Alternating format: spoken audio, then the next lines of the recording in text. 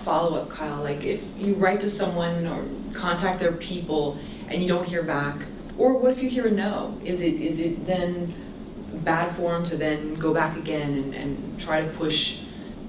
I don't think so. I think there's always a matter of being, you have to know that it's their job to say no. You know, it's an agent's job to say no. They're protecting their client and they probably get a lot of requests. So you have to be respectful of them, but persistent.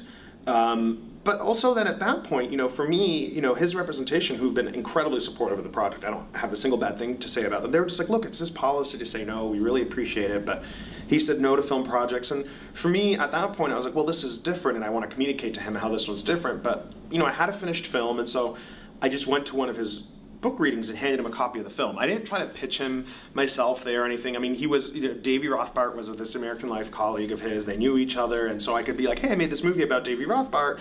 If you like it, I'd like to talk to you. You know, and so for me, it's just always about staying respectful and knowing why people, especially if the author is more well known, know why they have a system around them. You know, and trust that, but also trust your instincts if you feel like I just need a chance to talk to them, or you know, sometimes that's where I find if you write a letter. You know, if you write like a personal letter, usually it's their representation's imperative to at least pass that letter on. You know, they usually won't, it'll take a really cynical agent to tear up a letter, you know what I mean, and not pass it on if you mean it sincerely. So, you know, it's less about getting an answer and more about doing enough that makes you feel like, you know, once I handed David the copy of the movie, for me, that was my line. That was like as far as I would go with it. And if I didn't, I sent a letter through his representation, and I gave him a copy of my film at a reading of his.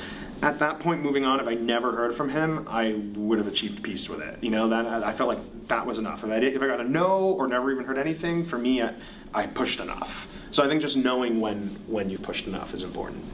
Well, what is that line between polite persistence and then just being obnoxiously pushy? What's that? There's a great in the radio at Paranoid Android, that Radiohead song. He says, "Ambition makes you look pretty ugly." You know, it's one of those things. It's like, yeah, you can. I think you just need to know. I think you need to just learn how to read people and know when it's too. I don't know where that is. It's instincts. Maybe sometimes I've been on the other side of it. You know, on the wrong side of it. You know, I try to. You know, it's a fine line between ugly ambition and persistence, and I think it's just trusting your own gut. Right. And each situation is probably different. Yeah. I think so, yeah.